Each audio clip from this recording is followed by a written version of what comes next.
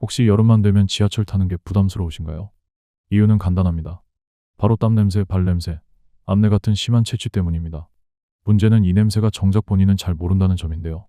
오늘 영상에서는 이 민감하지만 꼭 다뤄야 할 주제, 심한 채취 줄이는 방법에 대해 하나하나 짚어드리겠습니다. 단순한 냄새 문제가 아니라 생활 습관과 건강의 문제일 수도 있으니 끝까지 함께 해주세요. 오늘 영상 요약. 오늘 영상에서는 심한 채취의 원인과 종류, 귀지와 채취의 연관성, 뚱뚱한 사람일수록 채취가 심한 이유, 겨드랑이 털과 의외의 관계, 식습관이 채취에 미치는 영향, 일상에서 실천할 수 있는 채취 감소 습관까지 중년 이후에 꼭 알아야 할 정보를 중심으로 알려드립니다. 안녕하세요. 일반인의 매일 건강입니다. 여름이 다가오면 많은 분들이 땀 냄새나 발 냄새, 심지어 옷에서 나는 냄새 때문에 불편함을 느끼시죠. 그런데 문제는 이런 냄새가 본인에게서 나고 있음에도 불구하고 전혀 인식하지 못하는 경우가 많다는 겁니다. 특히 중년 이후부터는 호르몬 변화, 땀샘 기능 증가, 대사 저하 등이 겹치면서 채취가 더 심해질 수 있습니다. 이번 영상에서는 내 몸에서 나는 냄새, 도대체 왜 그런지, 그리고 어떻게 줄일 수 있을지 자세히 이야기해 보겠습니다. 1. 채취, 왜 나는 걸까요? 사람의 몸에서는 두 가지 유형의 땀샘이 작용하고 있습니다. 하나는 에크린샘으로 체온 조절을 위한 땀을 전신에 걸쳐 분비합니다. 이 땀은 대부분 물과 소량의 염분으로 이루어져 있어 크게 냄새를 유발하지는 않습니다.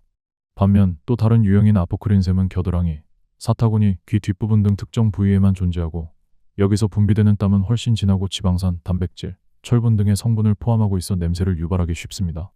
문제는 이 분비물이 피부 표면의 세균과 만나 분해되면서 고약한 냄새를 만들어낸다는 점입니다. 이 냄새는 흔히 암내라고 부르며 특히 땀이 많은 여름철이나 긴장된 상황에서 더 도드라지게 나타납니다. 이 아포크린샘은 사춘기 이후에 활성화되기 시작하고 여성의 경우에는 생리 주기에 따라 기능이 더욱 활발해지기도 합니다.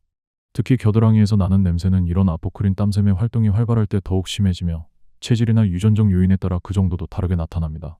실제로 일본의 연구에서는 귀지가 축축하거나 끈적한 사람일수록 아포크린샘이 더 발달해 있는 경우가 많다는 점을 확인한 바 있습니다. 궁금해하실 부분, 왜 여름만 되면 냄새가 더 심해질까요? 여름은 온도와 습도가 높아지는 계절이기 때문에 땀 분비량 자체가 증가하고 동시에 피부 표면의 세균도 활발하게 활동하게 됩니다. 이렇게 땀이 많고 습한 상태가 지속되면 아포크린샘에서 나온 분비물이 세균과 접촉해 분해되는 속도가 더 빨라지고 그만큼 냄새도 강해지는 것이죠. 특히 통풍이 잘 되지 않는 옷이나 인조 섬유를 입게 되면 이 과정을 더욱 가속화시킬 수 있습니다. 2. 귀지와 채취, 연관이 있습니다. 귀지가 젖어 있는지, 마른 타입인지로 채취의 정도를 어느 정도 유추할 수 있다는 점 다소 놀라우실 수 있습니다. 이는 단순한 관찰이 아니라 실제 의학적으로도 근거가 있는 이야기입니다. 귀지가 젖어 있다는 것은 아포크린샘의 활동이 활발하다는 것을 의미하는 신호일 수 있습니다. 아포크린샘은 겨드랑이나 사타구니 부위에 집중적으로 존재하는 땀샘으로 단백질과 지방 성분이 포함된 진한 분비물을 배출하는데 이 분비물이 피부의 세균과 만나 분해되면서 특유의 채취가 발생하게 됩니다. 특히 액취증을 가진 분들 중에는 어릴 때부터 귀지가 끈적하거나 젖어 있는 경우가 많고 가족 중에도 유사한 체질을 가진 이들이 종종 발견됩니다. 유전적인 영향도 무시할 수 없습니다.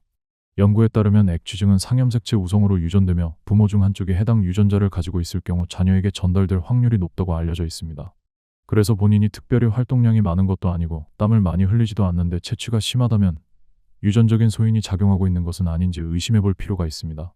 궁금해하실 부분, 이건 병원에서 진단 가능한가요? 내 병원에 방문하면 전문적인 진단을 받을 수 있지만 간단한 자가 진단도 가능합니다. 예를 들어 샤워를 마친 뒤 2시간쯤 경과한 시점에 거즈나 화장솜으로 겨드랑이 부위를 부드럽게 닦은 후 약 30cm 거리에서 냄새를 맡아보는 방식입니다. 만약 이때 불쾌한 냄새가 분명하게 느껴진다면 액취증일 가능성을 의심해 볼 수 있습니다. 더 정확한 진단을 원하신다면 피부과나 이비인후과에 방문하여 상담을 받아보는 것이 좋습니다. 3. 체형도 채취에 영향을 줍니다. 같은 환경에서 같은 양의 땀을 흘려도 상대적으로 체형이 크거나 피하지방이 많은 분들은 채취가 더 강하게 느껴질 수 있습니다. 이는 땀의 양이나 성분 때문이라기보다 땀이 피부의 굴곡 사이에 고이기 쉽고 통풍이 어려운 환경이 형성되기 때문입니다. 특히 겨드랑이나 복부주름, 허벅지 안쪽처럼 피부가 접히는 부위는 땀이 마르지 않으면 세균이 쉽게 증식할 수 있는 조건이 되며 이로 인해 냄새가 더 강해지는 경우가 많습니다. 실제로 한 연구에서는 비만 성인의 경우 체중이 정상이거나 마른 사람보다 겨드랑이 피부 표면에 존재하는 박테리아의 수와 종류가 훨씬 다양하고 그중 일부는 채취 생성에 관여하는 균종과 밀접하게 관련되어 있다는 결과가 있었습니다. 이러한 피부 환경은 특히 여름철이나 운동 후에 채취를 더욱 악화시킬 수 있습니다. 뿐만 아니라 액취증이 있는 분들은 속옷의 겨드랑이 부위가 노랗게 변색되는 경우가 흔합니다. 이는 단순한 땀이 아니라 땀 속에 포함된 지질 성분, 색소, 콜레스테롤 등이 피부에서 분비되어 옷에 남는 것이며 시간이 지나면서 완전히 제거되지 않고 착색으로 남는 경우도 있습니다. 이런 흔적은 외부에서 보기에는 잘 드러나지 않더라도 본인에게는 심리적인 스트레스로 작용할 수 있습니다. 궁금해하실 부분, 체중을 줄이면 냄새도 줄어들까요? 네.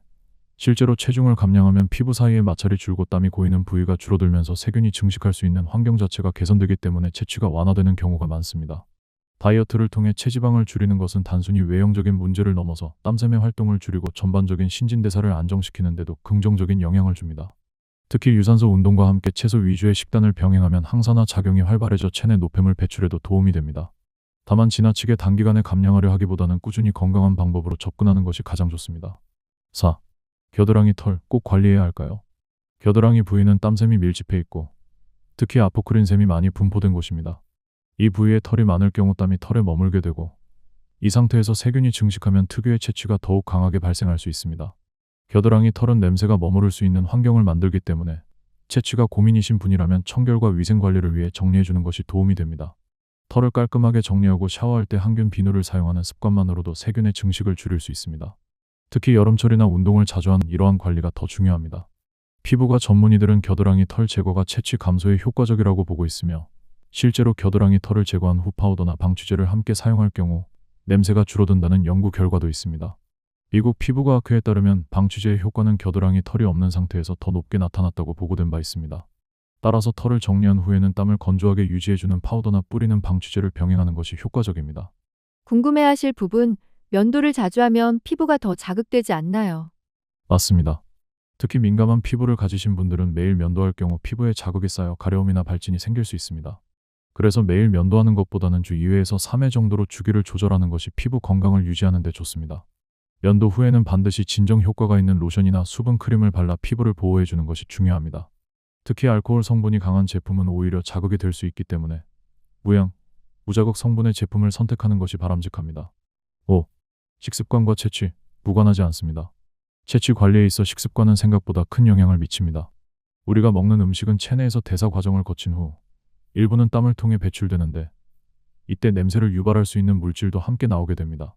특히 동물성 지방이나 포화지방이 많은 육류나 유제품을 자주 섭취할 경우 땀 속에 포함된 지방산이 많아져 세균의 분해 작용이 활발해지고 이로 인해 채취가 심해질 수 있습니다. 육류를 주로 섭취하는 서양인들 사이에서 액취증이 더 흔하게 나타나는 것도 이와 무관하지 않다는 의견이 있습니다.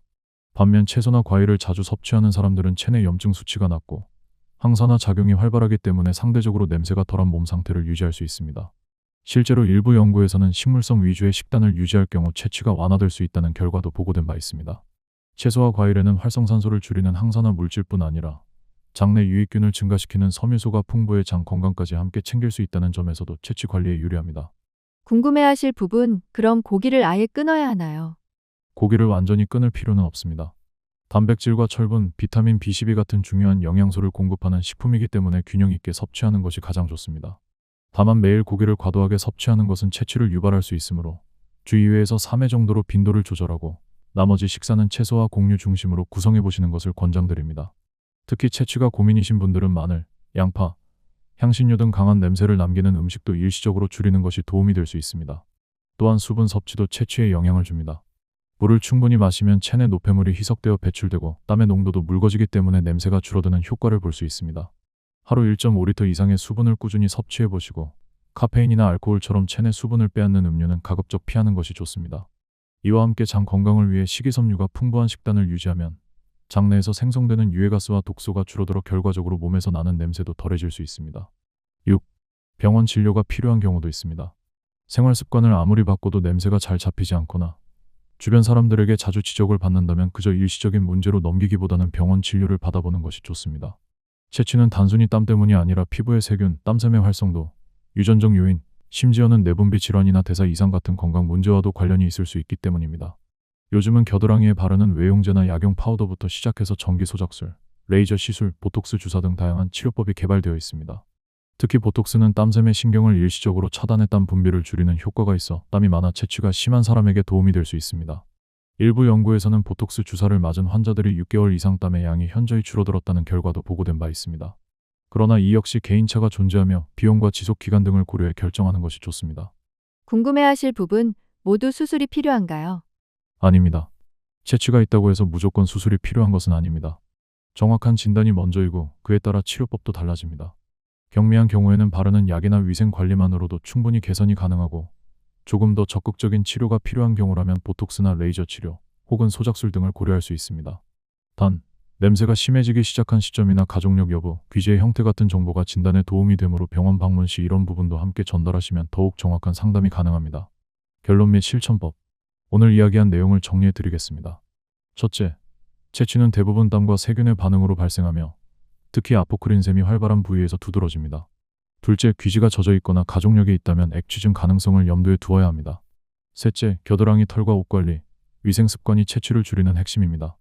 넷째, 식습관이 채취에 직결될 수 있으며 특히 고지방 음식은 줄이고 물과 채소를 늘려보세요.